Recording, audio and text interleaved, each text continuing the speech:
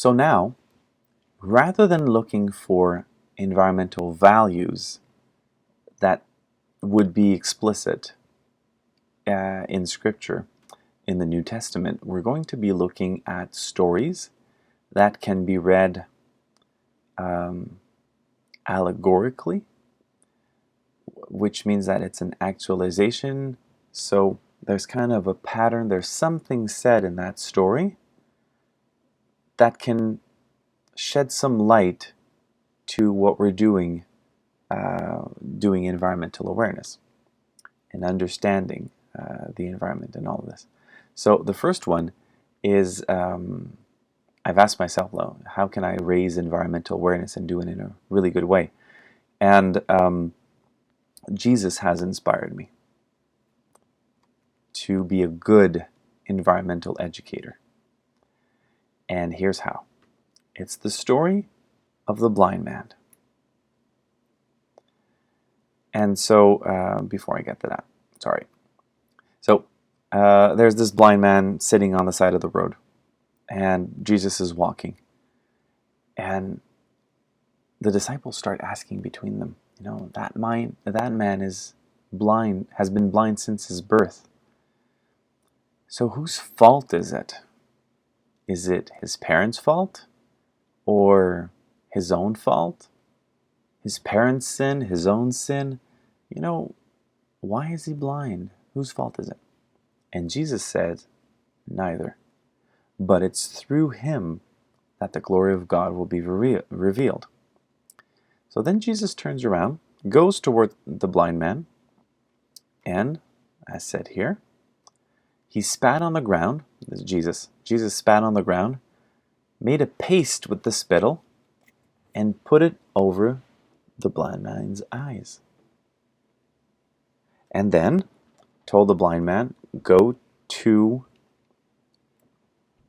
the pool of Siloam and go wash up. And that's what he did. Washed up. He was able to see. And then he started telling everyone, I've been blind since my birth, but now I can see, and it's all thanks to Jesus. And it's just so amazing. Notice also this picture, which is the same picture I used when I talked about Genesis 2, when God shapes the first human being. So Jesus is kind of reshaping the blind man's eyes. So what environmental message do I get from this? What inspires me? Well, first of all, we are all blind. When I go to the sink and I turn on the tap and water comes out, I am blind to where the water actually comes from. What river, what source of water does it come from? How many meters or kilometers of pipes has it gone through just to get to my house? And what are the consequences of pumping water from there? And when I use the water and I mix it with other substances and it goes down the drain, how many miles of pipes are necessary? Does it go through a facility where it cleans that water before being sent in the river? And how much of it is cleaned?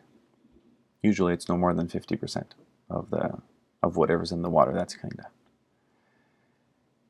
I'm blind to all the trash I produce, because during a whole year, all that trash I'm producing, it doesn't stay on my property. Okay? I go to work, so what do? When I go to work, I just bring the trash bag, the garbage bag on the side of the road, on the street, and then I take the bus and then go to work. And when I come back, well, that bag has disappeared on garbage day, obviously. Where does it go? What happens? Where is all of this accumulated? What happens when it rains on all of the trash? What happens underneath? Does it reach the groundwater? Will it have consequences on my descendants? I'm blind to all of that.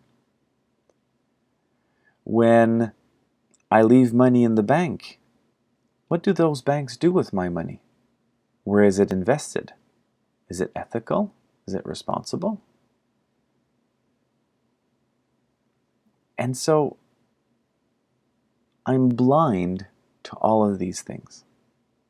I'm not used to asking myself all these questions because I'm part of a society that just works this way. I'm blind. Since my birth, I've never asked myself these questions. What does Jesus do? He bows down towards the blind man. Now, it's not written explicitly in the text that he bows down, but to be able to spit on the ground and then go get that spittle, that mud on the ground and bring it up, obviously he's bowing down. And for me, I think that's a great symbol. Now, the person who doesn't know everything I know as an environmentalist, should I come to that person feeling slightly arrogant because I know these things and he doesn't, and start accusing or judging the other people because that person doesn't know what I know? Should I start thinking, you have sinned in this way and that way, and really seriously judging the other person? Or should I do like Jesus and bow down? Be humble. Recognize that I also make mistakes and I'm not perfect either. So I like that idea that Jesus bows down in front of the person who he's helping to see. Then he puts mud on the eyes. Now, what a great example of, rather than being blind to the reality that's happening, but rather bringing us some soil, bringing the earth right into your face. It's like now it's screaming in your face. You can't unsee it anymore. When you take time to explain that those 5 trips you took during the years, using the plane and sending lots of greenhouse gases in the air, here's what's happening to the island states. Here's what's happening to the people who live in the Arctic. Here's what's happening to the fields and the food production and all the droughts. And what you're doing is having consequences. When you put lead batteries in the garbage, it'll have consequences on future generations. You should not be doing that. There's going to be runoff from that in the groundwater. And just bringing that reality closer to one's eyes. We're not being blind to the reality anymore. We have the reality closer to our faces. And finally, that the name of the pool is Siloam, which means who was sent. Now, it's been my experience that as an environmental educator, this approach, this humble approach to environmental awareness, for me anyway, really works best. And what I've seen is that the people I've taken the time to talk to without any judgment, but sharing what I know, it really transformed some of the people. Maybe not, all of their actions, but at least that action that we took time to talk about. And that person then feels sent. And then that person, I remember talking about the usefulness of compost to someone who was very skeptical. And talking about the consequences of throwing out organic matter all the time, and it goes into landfills and creates lots of methane and has consequences. And on the other side, just keeping the apple cores and the orange peels and all of those and putting them in the compost and letting them degrade, and then you can add that to your flower garden or your vegetable garden. And wow, she was amazed. And then she started doing compost at home. And then she kept on telling a bunch of people around her how interesting it was to do that. And that, no, it doesn't smell bad. It actually smells smells good, and even when I go mix it, and just have to add a little bit of water sometimes, and then look how nice my flowers look. And she was the one selling it to other people. So when we take the time to do environmental awareness like that and help the blind to see, well, they feel sent, and they can see better, and they help other people to see as well.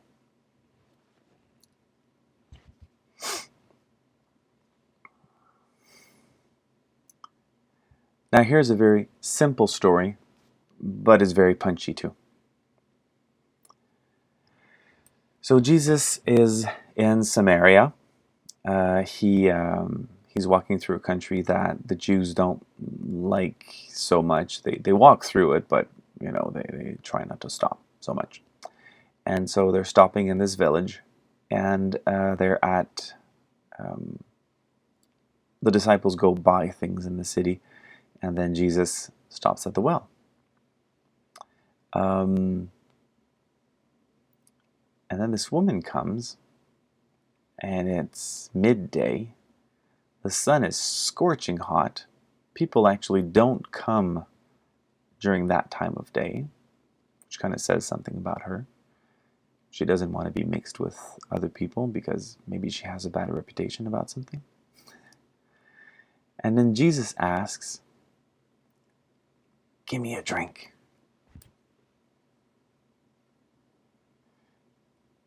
I need to drink. I'm thirsty. And so as much as this story is I love it. It's a beautiful story of two people meeting, and Jesus really takes the time to talk about spiritual things with her who's going through a tough time. It's a beautiful encounter. But let's just stop there. Very simply, let's stop there and listen to Jesus, what his need is. He probably doesn't have a bucket, or there's no bucket at that well, and he needs someone to help him, and he's thirsty. His body is thirsty. He's asking for water. But how many times is that repeated in our modern world, that people are thirsty for water? Well, right now there are about 1.2 billion people, as you can see that's a lot of zeros there, that are without drinkable water. They find the water they can, and that makes them sick, and their life expectancy is very low because of that.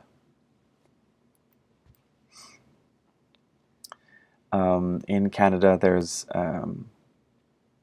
the branch of Caritas in Canada is called Development and Peace, and they've been doing a lot to raise awareness on this in churches, and but sometimes it's like, okay, but now that we know, what should we do? Well, this sentence might shock you. Welcoming thirsty immigrants, okay? Because some people think that the other people who are thirsty around the world, mostly because their environment has changed with time and now the drinkable sources of water are not available anymore. So what's lacking? Well, they live there, and for example, Canada has lots of water, or Greenland has lots of frozen water. We could just maybe put some of that ice on a boat, bring it there, and then it'll thaw and we can distribute the water. So always this idea of bringing water somewhere else where they don't have any. But I really don't like that model, because first of all, I don't think it's very sustainable environmentally, but also there's a social justice problem that's a huge problem, because water is necessary for life, which means that now we will be supplying that water through people who are going to sell it to other people who are dependent on it. That's disgusting, and it turns my stomach. I really hate the idea that we're going to go from people who don't have any drinking water to maybe sustain that population by bringing them water, but they shall always be dependent of water that comes from across the world. And that is not how human civilization has thrived and developed through time. What did exploring peoples do as they went through the world? They would settle next to a river or next to a place where there was water. Just this Samaritan woman is at Jacob's well. Jacob and his family had stopped there, and they dug and they found a spring of water, and so that's why they stared, because that water was available. So people should settle where the water is and not create this dependence where we bring the water to some people, because that chain can be broken or there can be lots of exploitation. So what we have to do is that the countries that do have a lot of water, including the country where I'm in Canada, with a low density of population and lots of lakes, well, we have the moral responsibility to welcome immigrants who are coming here, and they're moving because here we have water. Here is a map that shows what areas of the world are at greatest risk for water scarcity. Where are the most people impacted? So in many cases, we're asking the question, well, these people live in a place where there's a maximum carrying capacity of the environment when it comes to water. So a few people might live there and use the little amount of water there is, but it's not responsible for humans to keep on living there. We have to move to other places where there is available water, because that is what is most essential in life.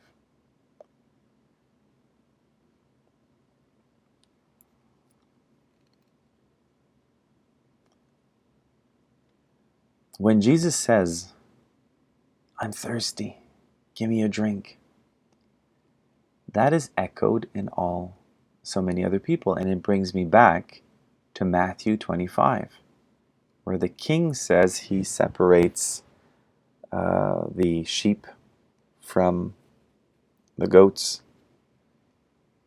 and the sheep are the ones that listen to him. And then all of a sudden, even the sheep don't seem to understand why they did good, because they said, well, we never knew you.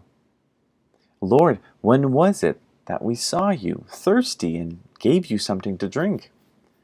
When was it that we saw you a stranger and welcomed you? You can change stranger to immigrant. And welcomed you.